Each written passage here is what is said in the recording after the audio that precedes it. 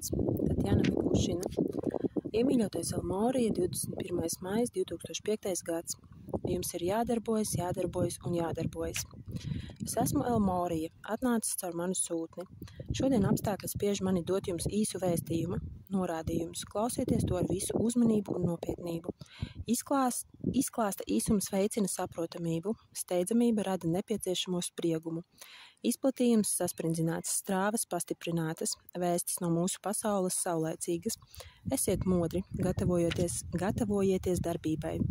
Vispārējums pieklusums zemes lietās ir mānīgs, tuvojas pārmaiņas un tuvojas notikumi, kas paliks atmiņā ar savu šķietamo dramatismu un bezizeju, taču novācam nevajadzīgo un novecojušo.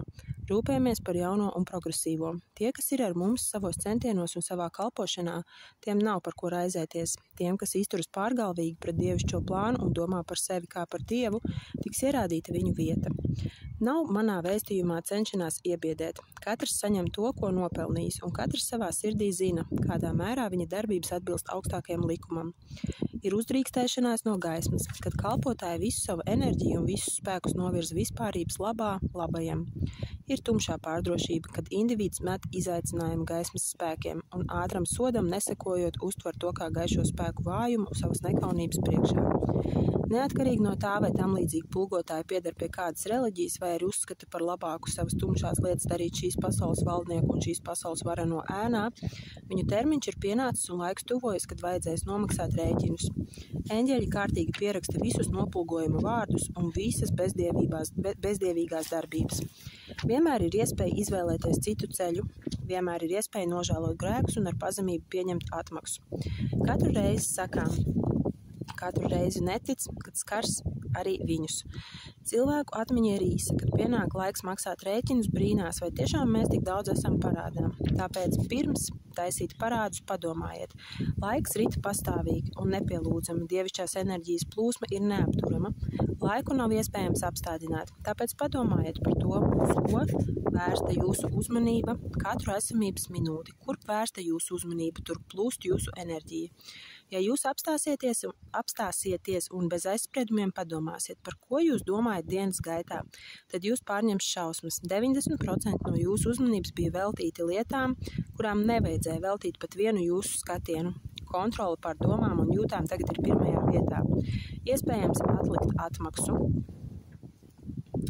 Jūsu darbību karmas atlikšanas termiņš ir saīsināts. Nepaspēsiet izdarīt tumšu lietu, kā saņemsiet atmaksu. Un nevajadzēs nevienam jautāt, par ko, kungs. Skarbie apstākļi pasaulē liek izdarīt stingras un ātras atbildes darbības. Bērnība beigusies, nebūs vairs rūpīgās māmiņas, kas uzņems rūpi nastu par jums. Pienācis brieduma laiks un atbildēt nāksies par katru darbību, katru domu un visu, ko jūs pieļaujat savā apziņā un kas neatbilst Dieva gribai. Pirms sāksies jaunais, vajag atbrīvot telpu un laukumu celtniecībai. Par to tagad ir mūsu rūpes. Un tā labā pūlamies. Mēs esam attīrījuši augstākos plānus un pienākusi kārta zemākajiem plāniem. Uz zemes ir sākta ģenerālā tīrīšana. Skatieties, esiet modri, nenokļūstiet dievišķās slotes ceļā. Brīdinu tāpēc, ka šajās dienās daudz kas ir atkarīgs no jums. Nozīme ir ne tikai jūsu nopelniem, bet arī vispārējo pūliņu samēram no abām pusēm. Nav laika gaidīt, kad transmutēsies karma. Laika īpatnība ir tāda, ka notiek ātra visa pastrādātā atgriešana. Nepaspēsiet uzsākt lūkšanu, kā atlidos situācija, kas prasīs jūsu reakciju. Atcerieties, ka jūs saņemat testus un atstrādājat karmu, kaut gan varat pieļaut nepareizu reakciju negaidītā situācijā. Jūs atstrādājat karmu un sekmīgi izturat testus, kad gūstat pareizo mācību un izdarāt pareizos secinājumus no tās situācijas, ar kuru sastapāties dzīvē. Es vēroju visus manā aizbildnībā esošos, kas lūguši manu atbalstu un aizsardzību, bet tas nenozīmē, ka pasargāšu viņus no grūtībām un nedienām. Dievs sūta lielākos pārbaudījumus tiem, kurus viņš sevišķi mīl, jo tikai pārvarot grūtības jūs augat un vairojat savas spējas un audzināt savu apziņu.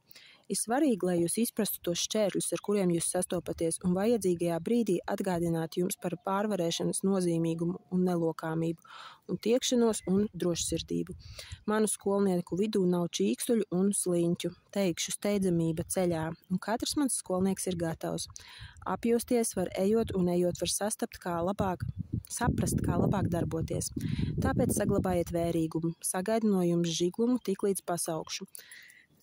Negaidiet, ka es atnākšu un kliekšu jums ausī, bet paskatieties uz manu portretu un zināsiet neatliekamo, kas ir jāizdara.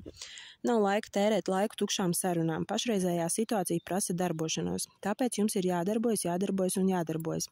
Jāizmanto katra minūte, ko pavadāt uz zemes. Padomājiet, 1000 gadus jūs gaidījāt iespēju sākt darboties, un lūk brīdis pienācis laiks darboties.